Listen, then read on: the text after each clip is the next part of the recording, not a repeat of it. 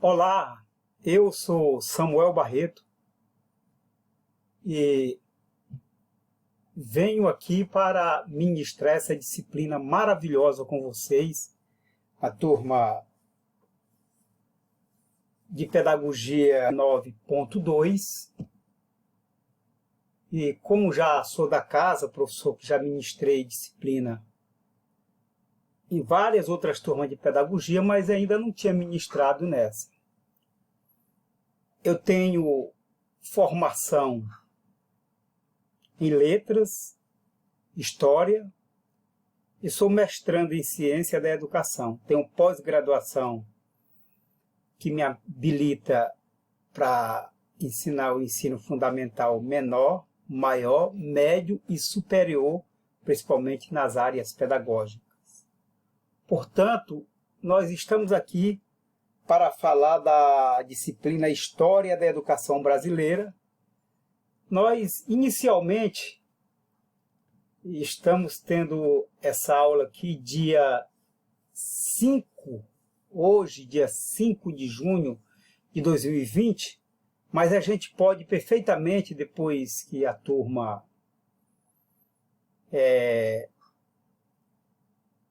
for folgando com as outras disciplinas, a gente pode ter durante a semana, vamos supor, segunda, terça, quarta, quinta, e assim a disciplina pode terminar mais depressa. É evidente que é um pouco mais acelerado, né? Mas vai nos deixar muito bem. A história do Brasil contemporâneo, ela está dividida em duas partes. Vocês já estão vendo aí, daqui a pouco a gente entra no slide. Ela está dividida em duas partes. A história natural e a história cultural. Antes da escrita, é evidente que o homem descobriu a roda e o fogo, é quando sai da caverna. Depois da escrita, aí o mundo muda totalmente. Depois da roda e do fogo, aí o mundo muda totalmente. Como disse o Zé Cabaleiro, o homem descobriu a roda e veio feio e descobriu a beleza. Então, o Brasil pré-colônia, os portugueses chegaram aqui em 1500, é evidente, já se explorava essas terras aqui bem antes de 1500, mas como havia o Tratado de Tordesilhas, se explorava de forma silenciosa outros países da Europa, né? Pré-colônia, ela vai de 1500 até 1529 e 1530, que é quando começa a colonização no Brasil. Isso pela questão de que as Índias haviam sido esgotadas suas economias com a exploração luso. Eles já tinham esgotado tudo. Os Lusíadas de Camões, que é um belo poema, na verdade é um atestado para explorar aquilo tudo. Se a gente vai ler, é um atestado. Vai e explora os portugueses. O ciclo econômico nesse período era cana-de-açúcar, mão de obra escravos, que rendia muita grana, cana, gado, agricultura, escravo e administração. E isso se dava dentro desse contexto, desse jeito assim: senhor, escravo, aí, proprietários, chefes, artistas, artesãos e escravos. E o latifúndio, a monocultura e o escravismo. Em 1701, depois a gente volta esmiuçando, a 1800, a mineração foi o grande ciclo para se fazer fortuna e voltar para Portugal. Esse período aí era para se fazer fortuna, a mineração e voltar para Portugal, porque nós fomos colonizados pelos degredados. Quem são os degredados? Quando foi em 1500, o rei de Portugal disse, olha, 1529 a 1530, pessoas que tinham sido condenadas por estar devendo a coroa, preso por algum crime, então nós vamos dar um exílio lá na nossa colônia no Brasil. O que é que vocês vão fazer? Vocês vão ficar um tempo por lá, vão fazer fortuna para vocês, mas vocês vão pagar a coroa também. 60% aí é da coroa, do que vocês fizerem. Então vieram, nós já fomos formados com os degradados. Os que deviam, o que tinha matado, o que estava devendo, o que era caloteiro, o que tinha falhado, veio para o degredo aqui no Brasil, de fortuna. Quando veio a mineração, que foi de 1701 até 1800, nesse período era para se fazer fortuna e depois voltar para Portugal. Antes de 1522, é evidente. Em 1508 se modifica a cena, estruturas da colônia, porque o príncipe regente, Dom João, ele foge de Portugal para o Brasil com medo de Napoleão. Por que ele foge? Napoleão vinha destroçando todo mundo, destronando os reis, matando, fazendo e acontecendo, e Dom João paga a Inglaterra em 3 navios transporta. Alguns historiadores dizem que eram 16 mil pessoas, outros dizem que eram em torno de 14 mil pessoas. E quem fez isso tudo foi a Inglaterra. Por que o Brasil ficou devendo a Inglaterra? E quem pagou essa dívida de Portugal para a Inglaterra foi o Brasil.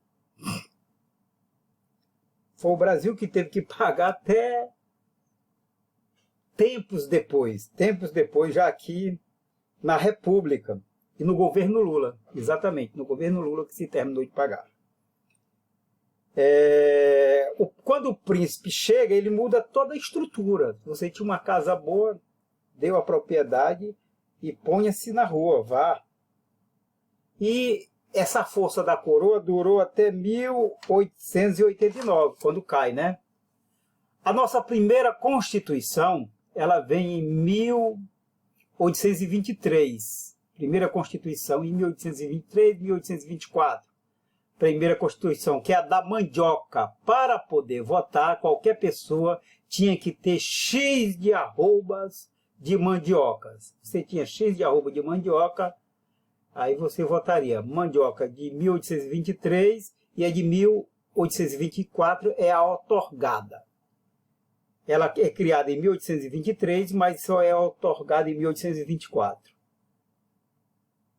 Depois, já em 1891, o Deodoro da Fonseca implanta outra lei também.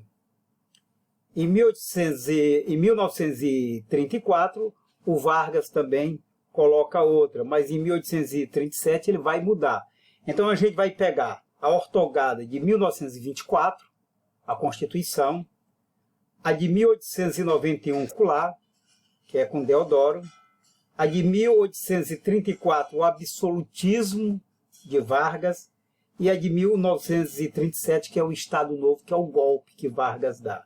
Aí tem a de 1846, a de 1946, a de 1967, direitos civis, que é dentro do regime militar, quando muda todo, que o João Goulart cai justamente porque ele estava anunciando uma reforma de base, né? E a de 1988, que é a Constituição Cidadã, que fez a gente crescer muito, evoluir muito, mas que está sendo muito desrespeitada nesse período.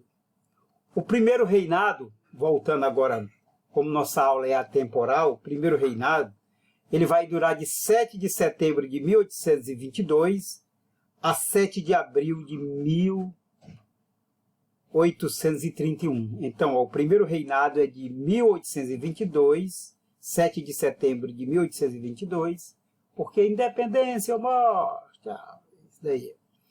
E 7 de abril de 1831. A regência dura de 1839 a 1840. O golpe é o segundo reinado, é o golpe da maioridade.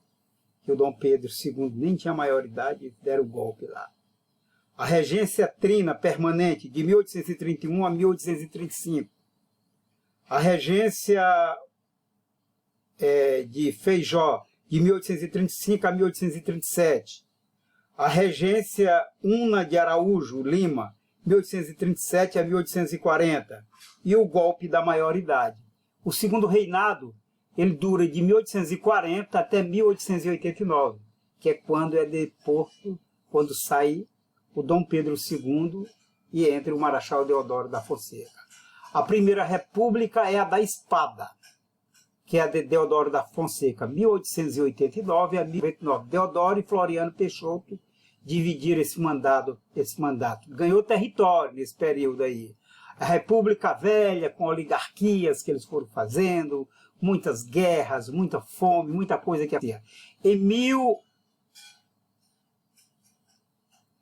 1844 até 1930, café com leite. Nesse período se tinha a política do café com leite. Tem até uma música do Noel Rosa que diz: Minas dá café, São Paulo dá leite, Minas dá café e o Rio de Janeiro dá samba. O Noel Rosa vai dizer numa das músicas dele. Em 1930, a revolução que Vargas assume como presidente com um golpe. Depois tem Juscelino Kubitschek, que é presidente, que faz uma dívida astronômica para construir Brasília, usa todo o dinheiro da Previdência poupado em muitos anos. Aí vem o Jânio Quadros, que renuncia, tem aquelas loucuras dele, renuncia, assume o João Goulart, que é o Jango, anuncia a reforma de base, é condenado, é o governo comunista, que não sei o que, quer tirar as terras, tiraram aí, vieram os militares, já que a gente cai para a educação no nosso segundo vídeo, viu? Vieram os militares vieram depois depois com o golpe de 64, aí Castelo Branco e logo em seguida Costa e Silva. Aí o Médici, Ernesto Geisel, Figueiredo, aí depois o Tancredo ganha, se briga pelas diretas já, Tancredo ganha, o vice é o Sarney, o Tancredo não pode assumir por problema de saúde, e o Sarney assume e conduz até a Constituição de 88 e tem a eleição direta já para presidente, que é quando Fernando Collor vence a eleição. Fernando Collor vence, fica 2 anos, ou 1 ano e pouco, tem o impeachment, assume Itamar Franco, que é governado pelo Fernando Henrique, que vira o primeiro-ministro. Depois Fernando Henrique vence para presidente da República, vence novamente. Aí depois vem o Lula, vence a primeira, vence a segunda. Aí vem a Dilma, vence a primeira, a segunda, e acontece o golpe onde o Temer assume como presidente da República. Aí tem a eleição que está o nosso atual presidente do Brasil, que é o Bolsonaro. Tá certo? Então, essa aí é o relato. Mas, voltando para a história da educação no Brasil, a história da educação no Brasil começa em 1849, com a chegada dos primeiros padres jesuítas, inaugurando uma fase que haveria de deixar marcas profundas na cultura do país. Movidos por intenso sentimento religioso e propagação da fé cristã há 200 anos, os jesuítas foram praticamente os únicos educadores do Brasil naquele período. É evidente, né? Era 2 coisas. Você ia pela cruz, pela espada ou pela morte. Você ia pela cruz porque você ia ter que seguir a religião. Se você desobedecesse, ia pela espada. Se você resistisse, você ia para a morte. Era assim que se faziam os primeiros colonizadores, não era só aqui no Brasil, não. Aonde entrasse que tivesse a força da religião, seja ela católica, calvinismo, luterana, fazia da mesma forma. Não adianta dizer que se faziam sim. E eles viam como se a cultura deles fosse superior. Nós trouxemos agora um novo modelo de vida para vocês. Vocês terão um novo modelo de vida a partir de agora. E foi assim que aconteceu. Então os jesuítas depois só chegam aqui em 1549. É o que a gente vai falar no nosso segundo vídeo, é logo logo, é pai bola e a gente está de volta para falar, tá certo?